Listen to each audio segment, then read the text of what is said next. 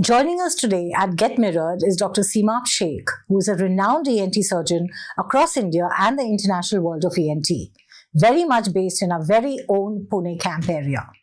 He is celebrated for his pioneering work in snoring and sleep apnea treatment.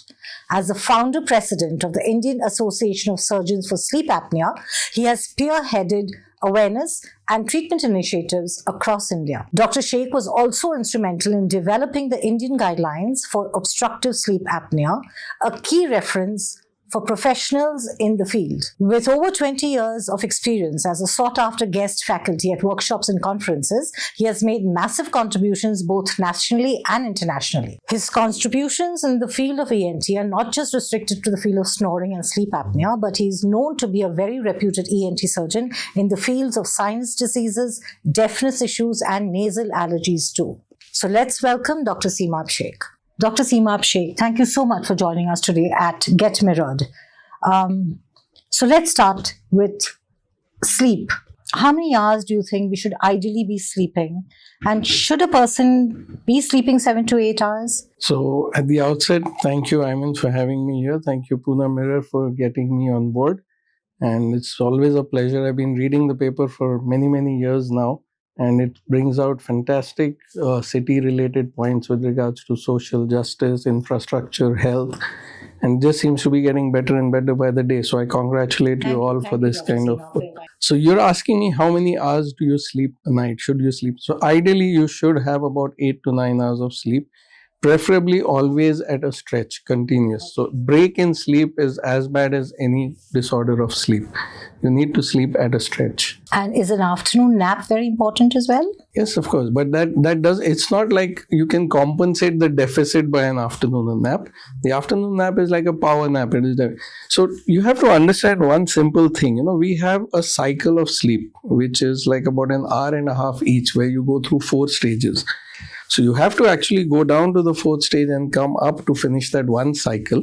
And you're ideally supposed to have at least 6 cycles through the night.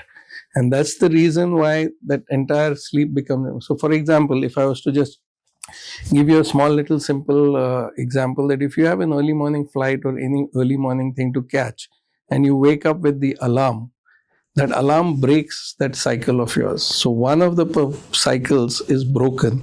And then that doesn't complete your entire sleep cycle. And that's why you get up groggy, not so fresh.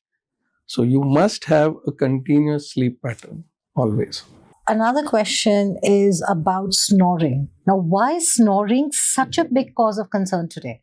Yeah, well, it is. It's actually become a very big cause of concern. So, what we need to understand is, you have to look at snoring in 2 ways. One is your social impact because of snoring, and one is the health impact, the medical impact.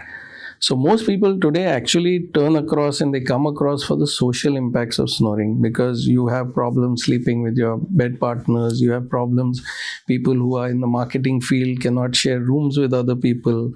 So these kind of creates a big issue, and when you're traveling on flights, everybody is disturbed. So these are like the social impacts. That's why people are actually looking at it. What people really need to realize is the health impacts of snoring. So snoring basically would indicate that somewhere in your air passage you have a blockage. That's the only reason why there's going to be a fluttering sound, right? And that blockage is causing a lot of drop in oxygen supply every time you're breathing. And that drop in oxygen supply consequently is responsible for all the entire consequences of a disease called obstructive sleep apnea. So snoring is basically just your body's way of telling you that, okay, somewhere in your air pipe there is a blockage, and then there are consequences and subsequent issues with snoring. That's why snoring today has become so important to the medical world, and mostly people approach for the social reason. So then they have to be explained that, okay, this is one part of it, this is where the actual problem lies. So what one generally hears is, oh, he's very tired and hence he's snoring.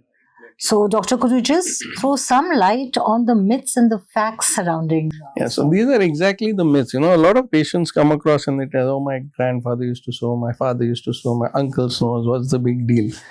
So back then, awareness was not so probably good. Now the research into the issues with sleep apnea, the consequences of untreated sleep apnea, we are worried. This is what is a major silent killer And you'll be surprised at how common it is, because people think that everybody in the family has snorers, so it's not a big deal. Not hereditary. It's not. They think it's hereditary also, but it's not.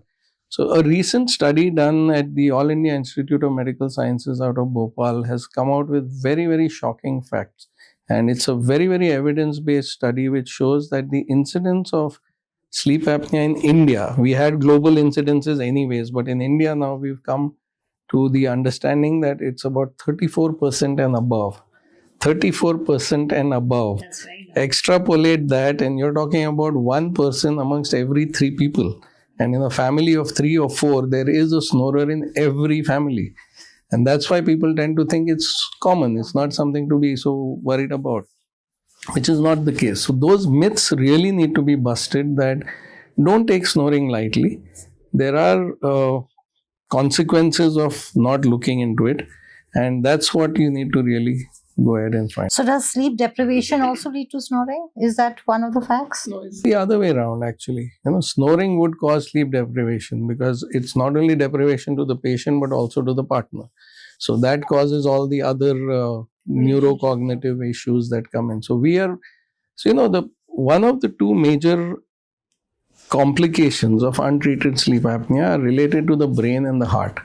Right? Out of that, the heart is a stronger muscle, so it takes a little more time to weaken. But imagine your brain not getting a required oxygen supply night after night after night for many times. So all those neurocognitive is what we call. They're basically related to small things which people don't give importance to. Loss of memory, recent memories, irritability, most important. Imagine what happens to you if you have not slept for enough sleep. So that irritability, lack of memory, short-term memory lapses, inability to concentrate at work, especially more for the people who have to constantly be on screen and look around. So you have to be able to pick up these signs at the earlier part. So the neural part comes out faster, then go in the later ones. Of course, it affects every system in the body, but we as medical people or specialists dealing with sleep disorders would be very worried about the neural and the cardiac related issues. That can get very dangerous. I don't mean to kind of alarm the viewership that is there, but it's more out of awareness that they need to understand to pick up these points so that they know they could be headed towards something. So, doctor, what's the relationship between snoring and sleep apnea? Is it one and the same or? Not really. It's almost synonymous in a way because snoring is just one of the symptoms of sleep apnea. The disease obstructive sleep apnea would come across with a lot of symptoms. Like I said, it could be the early morning not being fresh, and that is the most characteristic sign. So you may have slept for 14 hours, but if you are not fresh in the morning, that means somewhere there's a problem. So snoring is just one out of these symptoms. So you can have snoring with sleep apnea. Does not necessarily mean that all snorers will have sleep apnea. So you need to diagnose that. You need to assess that. And then only you can go forward with the treatment, because the treatment for simple snoring is very different from treatment of snoring with sleep apnea.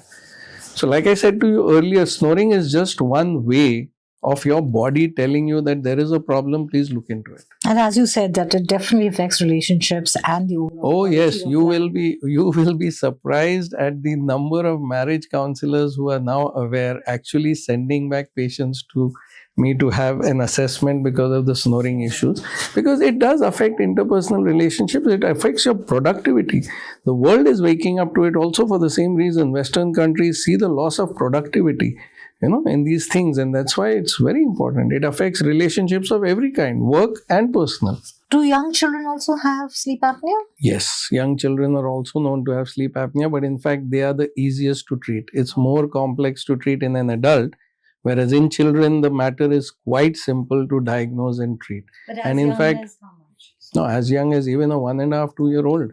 Yeah, and in fact, in our circles of the medicine where we are talking about sleep disorders, we have a very straightforward dictum.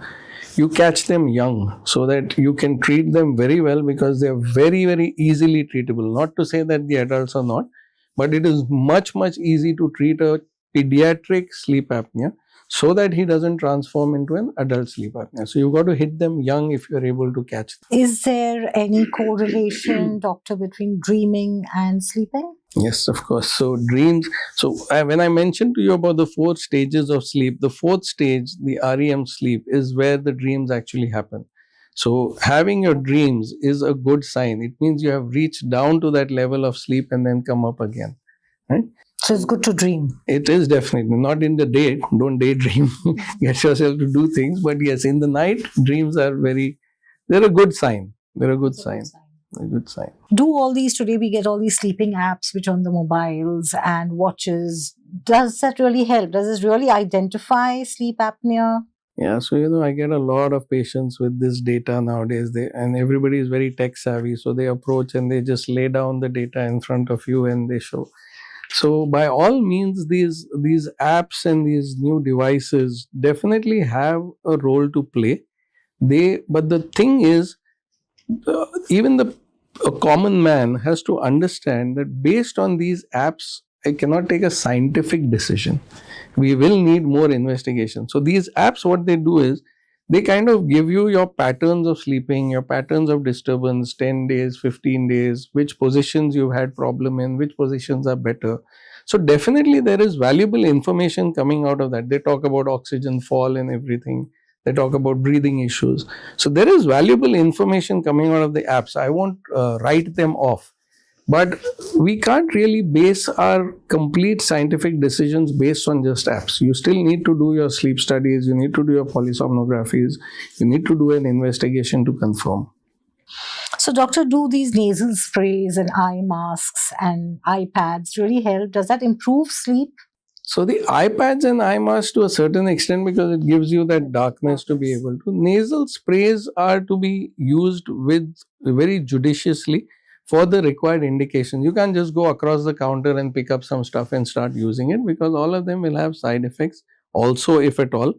And more importantly, if that is not a problem, they're not going to help.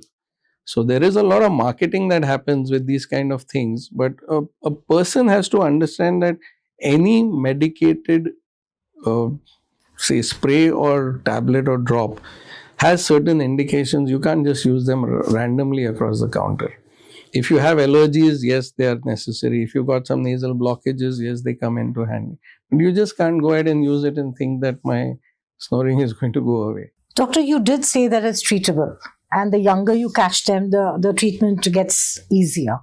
So could you throw some light on what are the treatments you'll generally adopt for sleep apnea and snoring? So, pediatric OSA is a completely different ballgame. It's very simple. Adult OSA, like I said, is the complex one. And a lot of things depend on actually what you find out of your investigation.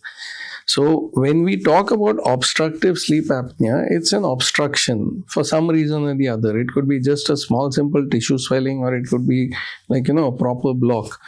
So, based on where is the block, how severe is the block, and also based on are these blocks actually causing the drop in oxygen, which is significantly dangerous to the body. So the decision making depends on all this. There are a variety of treatments available. It is definitely treatable. See, the science has gone way ahead to another level. And that's the reason we have such huge meetings, we have discussions, we have interaction of scientific data, across continents, because we are now reaching a stage where we are treating this evidence-based and scientifically. There was a time when one would say that, oh, this works in my hand, this works. No, now we're talking more evidence-based. So all the treatment decisions are complex, treatments are simple. I think that's one message for anybody who's watching and gets worried about, treating sleep apnea. Surgery, I'm sure, is one of the methods. Surgery is one of the methods. And generally, people are scared of surgery, yes. And that is the normal phenomena that's there. That's the normal thing for all patients. So if that is one way, and via your medium, if we can break that myth, it is very important for people to realize that surgery is just one of the ways. It's not the only way, right? There is a role for everything. So, like I said, the decision making is quite complex.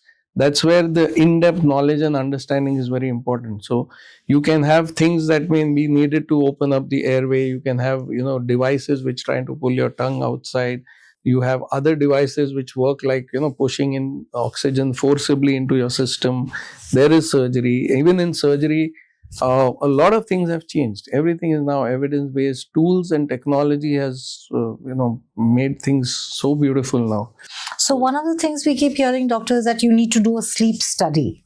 Yes. Could you throw some light as to what is sleep study? What is a CPAP? Because these are terms, we generally tend to hear. So CPAP, like I mentioned to you, is a device which blows in oxygen into your system, but it has a huge mass to be used.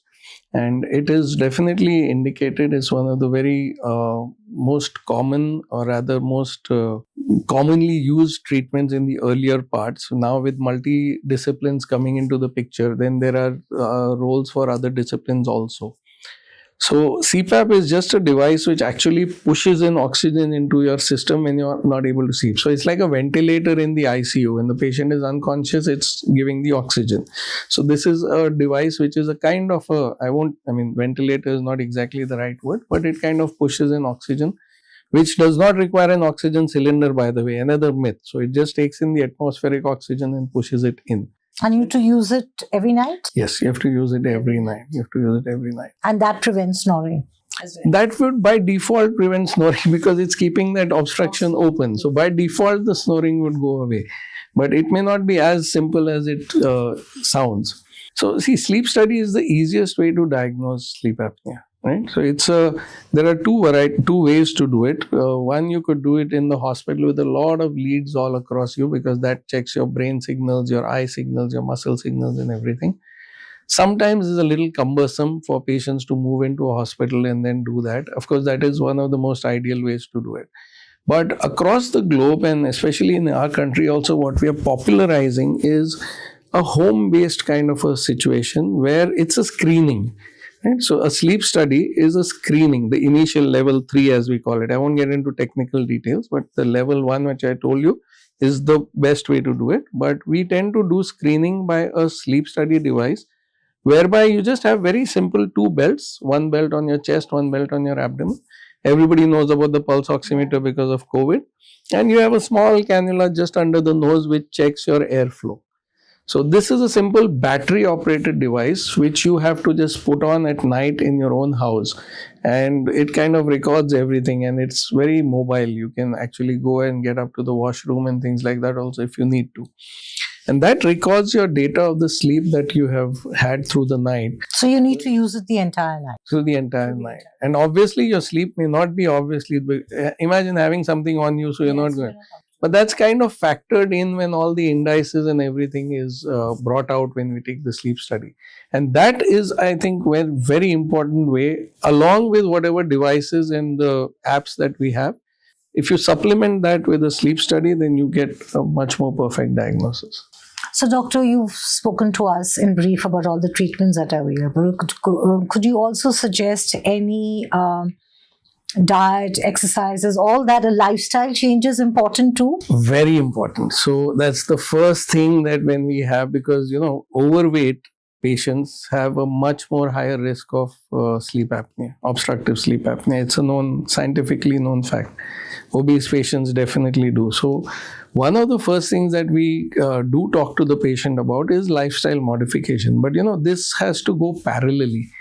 The problem is when you start giving this as the only importance and miss out diagnosing and looking for other dangerous obstructions, if at all. But lifestyle modifications, I don't need to tell you that. You can even look up Mirror every day and there's so much of nutrition happening there. So a healthy lifestyle in general, of the right kind of food, the right amount of sleep, the right timings of sleep, all these things make a lot of difference to your sleep apnea. Because weight is going to compress, the fat tissue is going to compress a lot of your airway. Does alcohol worsen the situation? Oh, most definitely. So smoking definitely does have a role to play in your airway part, but alcohol is very bad. So most sleep apneics, we tell them to stay off because it's a very simple logic. See, what does alcohol do? It kind of just relaxes all your muscles. That's what it does. So the minute you're lying down in bed, your airway, which is already a very narrowed airway, is now collapsing even more. And that could be fatal at times. If you have a completely obstructed airway and the muscles are not having the tone to then wake up and start breathing, then that could be very bad. So alcohol in OSA, A big no. Big no, or very cautious. Be very cautious if you're having your social drinks also. But there I have read about deaths happening due to sleep apnea, even in non-alcoholics. Yes. Is that common too? So, unfortunately, we don't have data to kind of support that how many deaths are related to sleep apnea per se, because most of the death certificates in our country are always death due to cardiac arrest secondary to respiratory failure. So that becomes an issue. But the so-called, I don't want to use very technical terms for the viewership to probably understand, but the way the disease is structured is that when your airway gets blocked at night, there is a certain limit of time to which the body can do without oxygen, including the heart. And if that blockage of oxygen lasts for a little bit longer than is needed, then it will eventually precipitate a heart attack. So eventually when a person passes away, unless the heart stops, you don't pass. Right? Yeah. But there has to be a precipitating reason for that heart to have a heart attack. So this is a very common phenomena that happens. We tend to say that he passed away in his sleep and things like that, but something has to have precipitated that. Besides old age. So, doctor, are there any new developments or research currently underway in the field of snoring and sleep apnea? I mean, you and Pune Mirror could probably do series and series on that particular thing. There is so much happening out there. In India. So, India is no longer anywhere behind in the overseas. Trust me, I travel, I'm in touch with all the people across the globe also, and we are not far behind at all. Yeah, there are certain issues here and there that our FDA approval takes time and some things like that, but we have almost everything that the world has to treat sleep apnea. And the way things have moved forward, like I said, surgery has become very definitive. Surgery has become very sometimes non-invasive, if I may use the word. Surgery has become very easy to perform with the availability of the newer tools and technology that we have. Surgery has become very result oriented. So, there are definite. So we judge the pros and cons of every form of treatment. We weigh the benefits versus the risk of every form of treatment, and then we go ahead. And we do this scientifically, data-based, evidence-based. We don't just do it with a peer review of, say, 10 people saying this works or this doesn't work.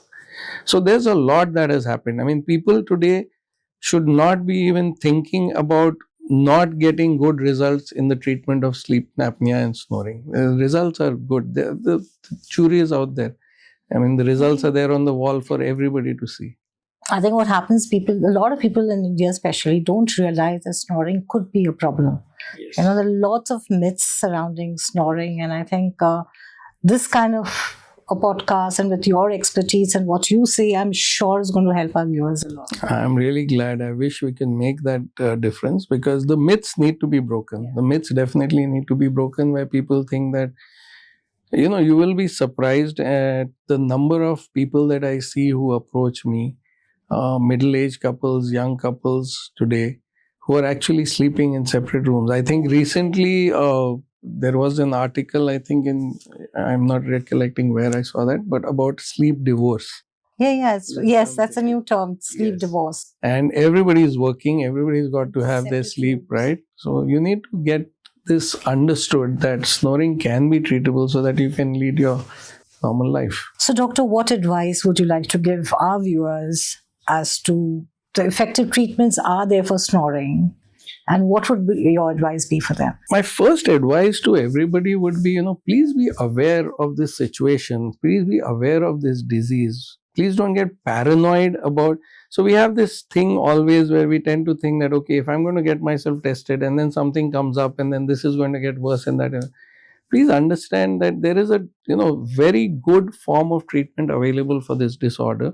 But you need to diagnose it scientifically, not just come for snoring, and understand the fact that it's not just about snoring, it's also about the sleep apnea. Diagnosis today is very simple. I just told you it's very easy to diagnose. It doesn't require any cumbersome tests, or it doesn't require you to be cut here and there or something happening here and there. The same is with the treatment. So if you understand where the problem is, you diagnose it correctly, the treatment is really good. But for that, the awareness becomes, the paranoia of getting worried about it should not happen. there's a huge difference and a very thin line between awareness and paranoia. And people need to bust those old myths about, okay, my grandfather used to smoke, this one is okay, it's not a big deal. Yeah. There is a major social and medical issue to it. Medical issue. Our insurance companies are waking up to it. It is now slowly we are working at those levels where the insurance companies are recognizing that this is not just a lifestyle related issue. There are specific problems which need to be corrected. Correct me if I'm wrong, but I think after Bappi Lahiri passing away due to sleep apnea, has that created more awareness? So there are quite a few. My profession does not allow me to take names, and I wouldn't do that. But yes, his was one certificate which was certified as dead due to sleep apnea. So were a lot of other people over the past couple of years, and it's the kind of work that we've been doing collectively across the country, where we are trying to make even the administration aware of how important this is, like it is abroad.